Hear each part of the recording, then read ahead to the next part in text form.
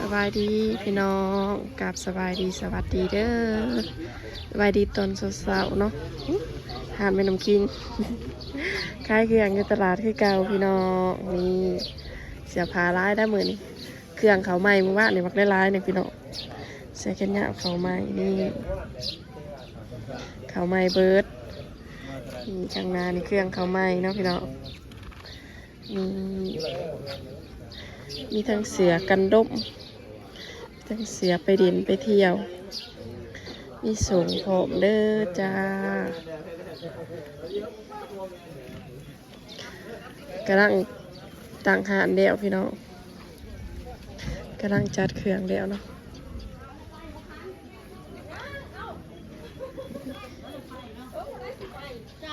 เครื่องอันนี้ก็ย่างบรายพี่น้องบริซื้อเขาเพิ่มเพราะว่าบริไปเมื่อเสะส่วนนี้บ่มีเวลาเขาเสะเนาะขายให้มันเบิดก่อนบัดมีเวลาเขาจังซื้อมาเพิ่มเนาะพี่น้องเพราะว่าเดี๋ยวแต่ตลาดนี่ก็ไปอันนั้นเฮ็ดหน้าเสะเมื่อหน้าเนาะพี่น้องเมื่อหน้าเสะโตพี่น้องนี่เรามาเบิ่งกันว่ามือนี้ค่ะจะขายไล่บ่เนาะพี่น้องจะขายได้กี่ตัวจะได้เงินเท่าไหร่กลับบ้านวันนี้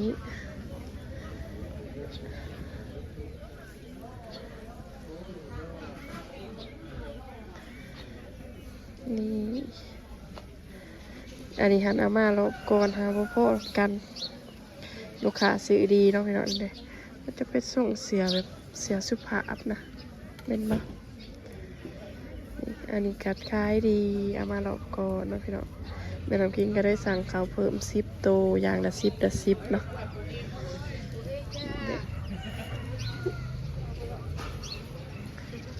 กับเขาไม่ถ้ามันหนาวก็ขายดีนะพี่น้องเป็นพวกเสียแค่ยาวเนาะแบบว่าอาการหนาวเย็นๆถ้าขายดีขนาดตลาดคำแปงที่เก่าพี่น้องปลากระมะเนาะปลาเพื่อนกองเอาเนาะพี่น้องไม่ใส่ห้าวโซนแถวนี้ก็จะเป็นโซนเสื้อผ้าเนาะเสื้อผ้าเมืองข้างในก็จะเป็นแบบของกินเนาะพี่น้องของกินกับข้าวของสดกับสิยูโซนในพูนเสียเด้อ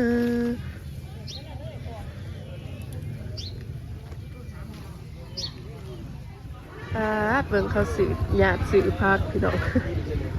โมเมนต์เขาหยาดสื่ออย่างกันเขาหยาดสื่อพักบกของผมดิ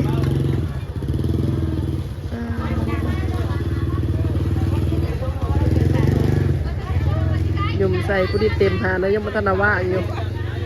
พักบกเนาะพี่น้องเนี่ยเบิ่งนี่นะจะมันงามเนาะงามแบบกระมัดใหญ่มาหยาดซื้อเครื่องคอยเด้อปลาเถอะเป็นตะมวนเนาะ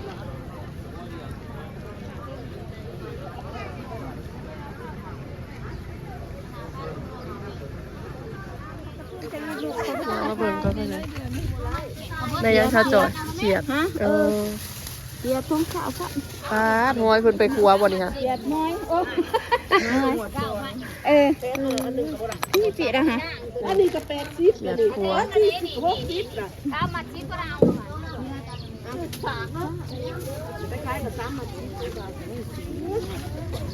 เจ๊ทงซ่าวะชาจอย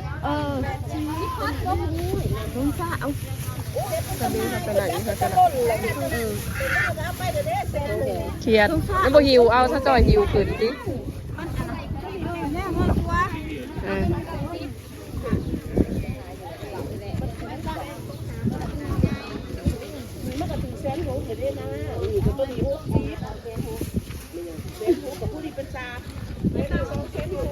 เขียดเขี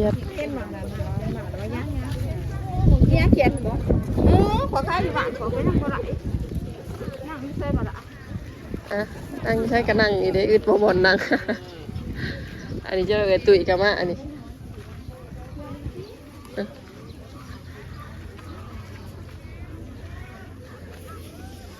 กิน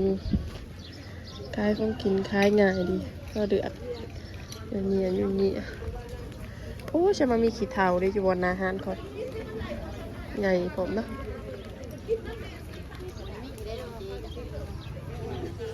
ขาคนเด็กลูกค้าคนเด็กเลยก็มาขายเสียงที่กัน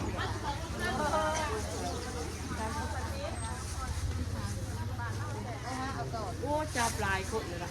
จับเดี๋ยวจับจับเดี๋ยวจับ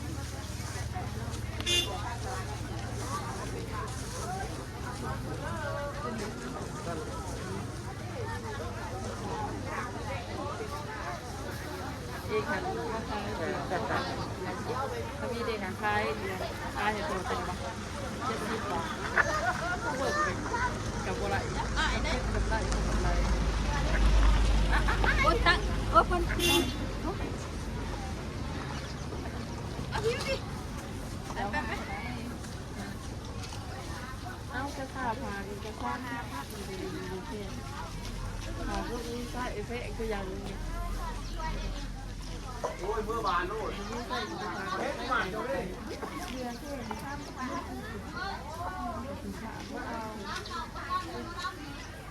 ยังขบข้าวปลาข้ามขาเนาะไอ้กระเพาะกูกูตีดิเช็คได้ตัวเดียวกี่ได้กระสงตูพวกกูได้30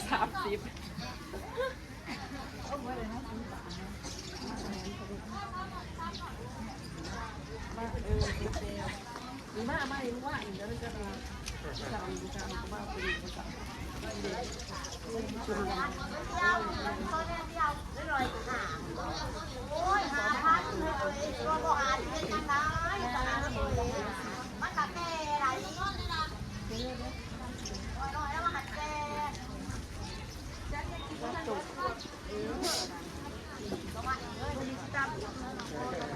จานไว้ในซิป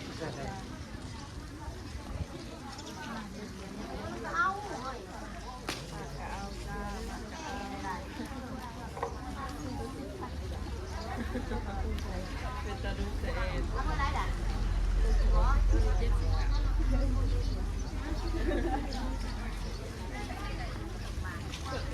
จะโอ้ยดีดีเอ็มลูกค้าว่าสิเอาซีดีดื้ออีกกระบะบ่ได้แต่อีกกระบะหาโต๊ะอีกนี่มาโอ้สงสัยเหมือนดูนะแต่ทุ่งนี่ก็ว่าละอีหยังเลย40 บาทหนูแม่เองมากเคยบรรยากาศดีเราบ่ได้กำขึ้นกำไรอียาเราก็เคยบรรยากาศว่าแต่อุทบกูไรนี่เฮ้ยเสียเองมันงามนี่คือมาให้เองใส่ทุ่งกันนี่นะ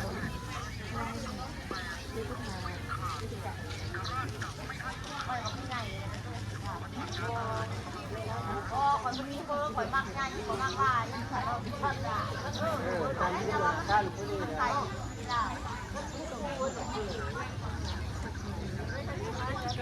คนง่ายเนี่ยว่าคนมากคนเบอร์หรอไม่เลย จะไรเนี่ย ข้างได้ไป อยากกินกับฝากไว้ก็ได้ชื่อฝากไว้ก็ได้จะเอาไปจะไรต้องเรียกเอาทองเอาเสือทองเยอะอะไร มาแยกดู70 บาทมาใจเด้อเด็กมาเซ็กไปได้เด็กเอาดูกันดูไรหวังเอายาเอาไว้อยู่เอาเ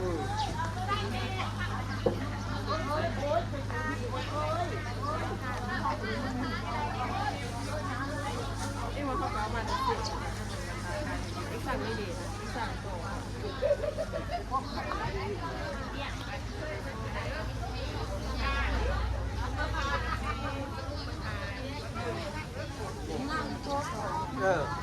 โอเคด้วยน่าเปรี้ยว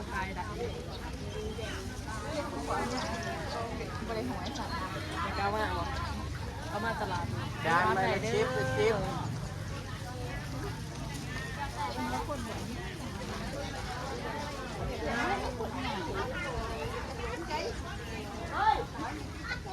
จา านไม่ละ10,000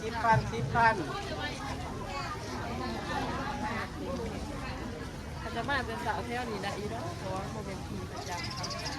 ว่าเป็นพีเดียเด็กทะเบียนผู้ผ่านจะคือวันนั้นไป จานไม่ละ10ละ10 เล่นขันว่าเรามาแต่เช้าเรามาแต่เด็ด4 โมงครึ่งถึงประมาณเล่นแล้วแหละก็คือวันนั้น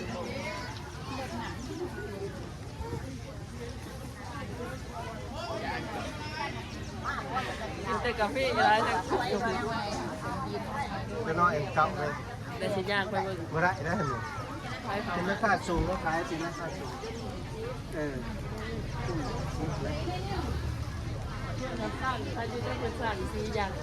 เพื่อนสร้างแต่มือวุ้นกาแฟกูเนี่ยวุ้นวันโบนาปกติเดี๋ยวสั่งแต่ว่าเว้ยสิมาอีกอย่างจังวุ้นว่าเสือว่าให้เนตตี้สิใส่เป็นเตะวุ้นว่า เป็นราคาสูง แต่ก็มาทันทอด เรียกได้ตัว30ตัว60 2ตัว60,000 2ตัว50,000ตัวบ่มีหมวกจักไปใส่ว่ะเรียกรถเฮ้ยใช่เองเนี่ยนะเดี๋ยวเราไปเรียกเด้อเซ็น15,000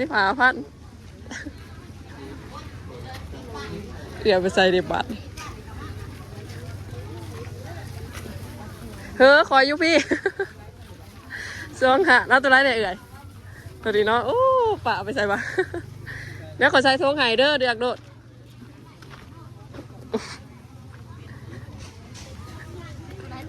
15,000เดี๋ยว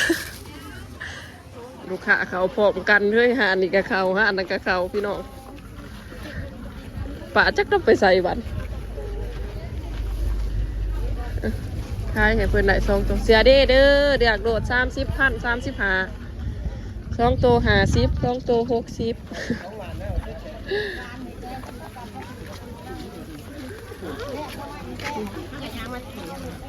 จานใบละ10,000 ถามได้เด้อถามได้ มาเมา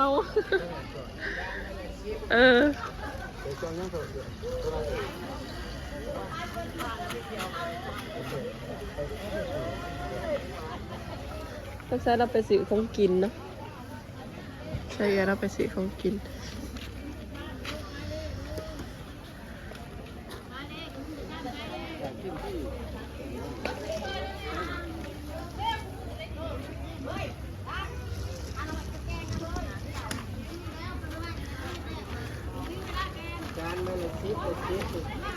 เสียน15เด้อยางมัดผมเด้อ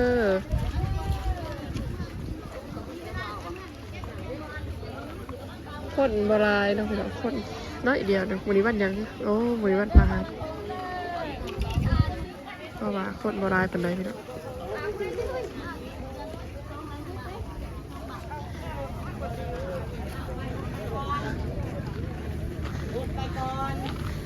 ไปใช้มาลูกค้าเอิญฮะอยู่บางอย่างลูกค้าเขาโจม3 คนขายกับโบทัศอยู่คนทางไหนกับเขาทางกับเขาทางนี้กับเขาก็เอิญฮะไปซื้อของกินเลยยันกินเบิดก่อนเขากับเขาพร้อมกันดีนะวันตอนคนอยู่กับโบเขาโอ้เดียงโน่ยน้ำโน่ยโดนหุ่นในเนื้อแอนนาได้สกินได้เด้อโดนหุ่นเน่ว่าตุ๊กก็มีได้นี่เด้อ10,000เอาไปขายแม่นนาตุกละ10,000 12 ต่อ 10แม่นว่าเอ้ย12 ต่อ 10,000นะเด้เอานึงเนาะเอานี่เอาบ่เปลี่ยนใส่อยากกินเพิ่มมาทักซีเดียนทำไหนเด้อ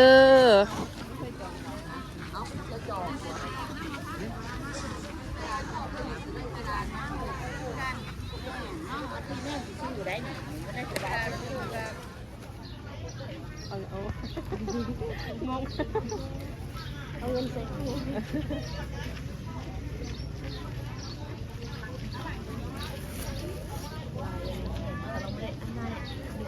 ผู้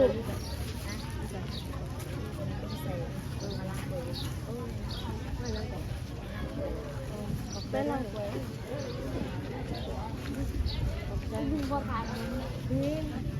ไปสื่อพันภาษาเขาบ่รู้เรื่องอยู่ลมใส่เขาอุลมใส่ โอ้ยูลมไส้ผู้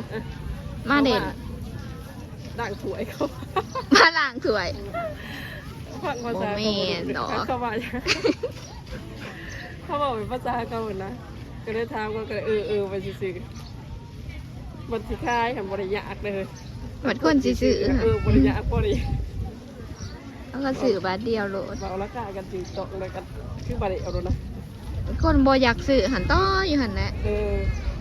แบบอายุเอ เนี่ยแต่ก็เฮาบ่ได้ราคาที่พอใจแต่ก็บ่เอา ไอ้เนี่ยมันสิโตเนาะ เฮาอยากเอาบ่ได้อยาก ใส่ทุ่งนะกระเดียวเบิดแต่พี่น้องเบิดคนนะถ้าพี่ขอว่าสิบริมาสำนักดีคิดว่าสนมกิ้งสิได้ไปอะไรนะเสียงในเกี้ยนเก่งพอบริไปสั่ง บ่ ไปอีตูน บ่ได้ไปน้ำเพิ่นน้ำหมู่ บริไปอุตส่าห์ผู้ว่าถ้ามีผู้ว่าสิเอาไป โอ้ เป็นคนบริเสียงคณิตศาสตร์เพื่อนนั่นคือคณิตศาสตร์บริเสียงภาษาละเอาคนก็ได้บริไป โอ้ เราคนเก่งดิคนโมเก่งภาษาละ โอ้น้ำกิ้งนี่เก่งเด็กเนาะ เก่งดิหัวดิเป็นไร เก่ง ดอก เล อะไร ย พี่ตึกๆแต่ตามภาษาเด็กหน่อยพอ1พอ2กันดอกก่อนไปเลี้ยงภาษาละมันโต๊ะตัวผู้สิบอกเอาไปอะไรบาสิบอะไรมากซ้ำมือนี้ตาบาเฮ้ยหน้าด่านบอกบ่รอบมีไปเซ่ไปเซ่เดี๋ยวเซ่จังหน้าด่านที่บอกหรือว่ามือเดียวกันบอกบริไปลูกจ้าผมบริไป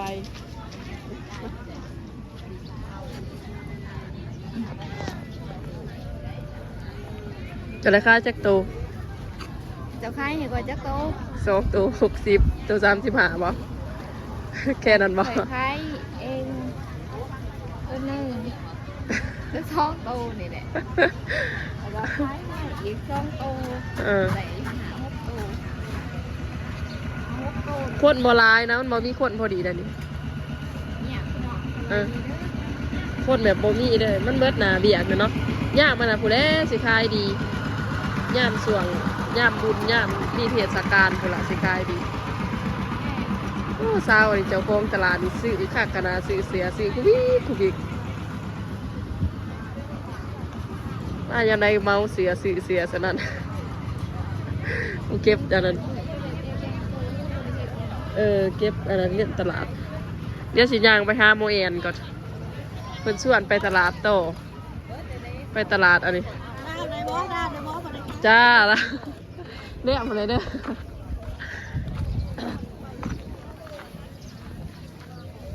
ดูใส่โนเอ็นนะสกายเครื่องโอ้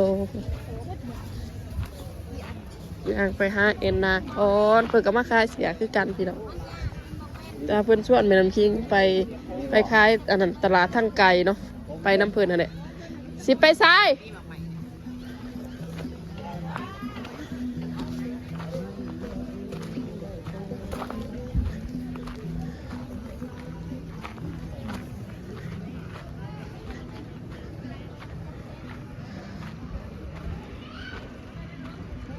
สิไปใส่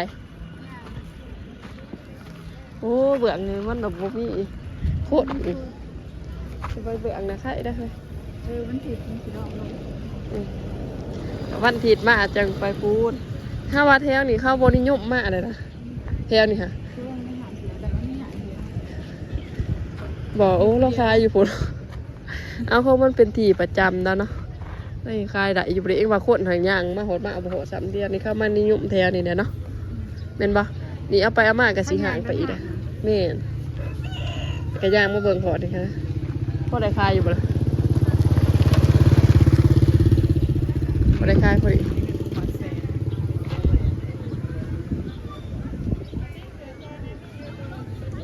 เทมข้นมันกับบัวลายนะ มีนักเงียบ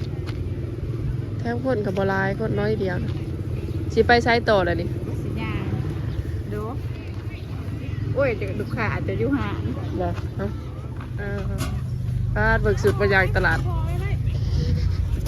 ไซส์ดูของดูค่ะนี่ว่าลูกค้าหวะ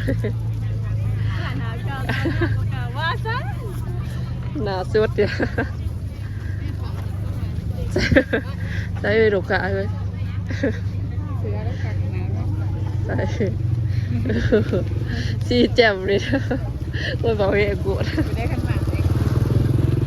โอ้หันกระเดือกปวดเอ็นค่ะจะมาแต่เสาร์อีกกระสือเท่านี้ก็ไรอันนั้นตั้งเท่านี้ก็ไรตั้งคางกันนี่ขมาเองมาวันอาทิตย์เองมาตั้งอยู่นั่นนี่เพราะว่าปลาเองหมดเลยมาวันอาทิตย์อันนี้บอลเรา นี่สมองนี้มันไป บ่มีบอลใดเดี๋ยวมันเป็นทีบอลเบียดข้ามาแต่สาวเขาก็สามารถนั่งได้โดดเพราะมันโมได้เป็นได้เดือน มันมีมันเหลืออยู่นี่เอื่อยใช้หนังไม่เกิดไป มูเราไปหอดผู้บ่เอง บอลแล้วไปเราขนาดไปแล้วโลกอยากโลกไปต้องไปจะเลิกแล้วตลาดต้องถูกลืมไปแต่ส่งอ๋อวันไปต่อมีก็มีโอ้แล้วว่าจะไปต่อมัน มาให้ไพ่สีเสือซอยเอง วันเขา ปุระโตสองตัวซอยกันมา เราซ้อม3ตัวที่เขา ฝ่ามืออันนี้ น้าอยู่ตลาดมาขายเสือ มันไก่มันตกไปแต่เดือกแอนเลยโมตางั้นก็มาตลาดคำแปงนี่เนี่ยแต่2 โมง 3 โมงเช้าเด้อ5 โมงนี่ก็ยังหยาดเนี่ยมาคำแปงนี่น้องไปทางผู้แห้งเปรี้ยวทางบ้านไปหรอก จอยหนองลูกมาหาเด้อ ถามไหนเด้ออยู่ในมืออันนะพี่น้องเหมือนเขากินกันคุยเขากินไปไหวกินมากนะไหวแต่หมูหรือเปล่าไหวหมูไหวฉีดหมูหลักกระสมปลาพี่น้องสมปลาสมพักเขาได้กินตอนเช้ากินเนี่ยง่ายๆเพราะว่า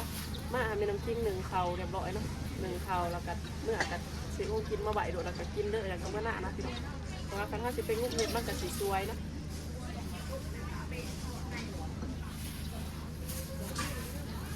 ในหมูโลนึงมันก็เคียดหน่อยที่ไปอ้อมเคียดหน่อยก็ไปว่างใบบนอย่างก็เลยหนึ่งใจ3 โลละอะไรจะเป็นไงทำไร3 โลมาบนตัวได้กัน3ไร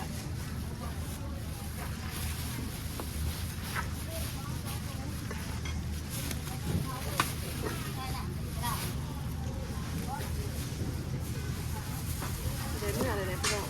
ว่าพูดเบิดเลยนะยาถึงกับมาแต่หล่อสิต้องกินนะ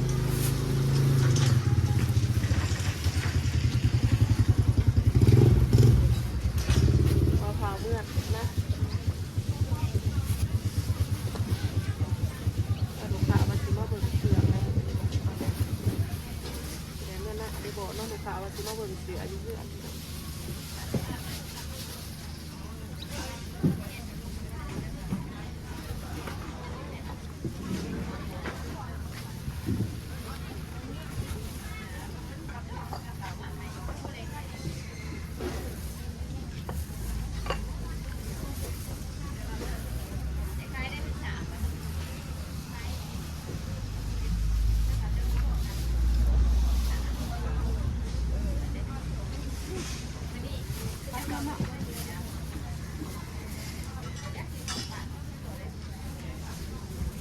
แล้วแม่น้ำจิ้มสิได้ติดผิดไปที่อย่างสวีเดนเด้อพี่น้อง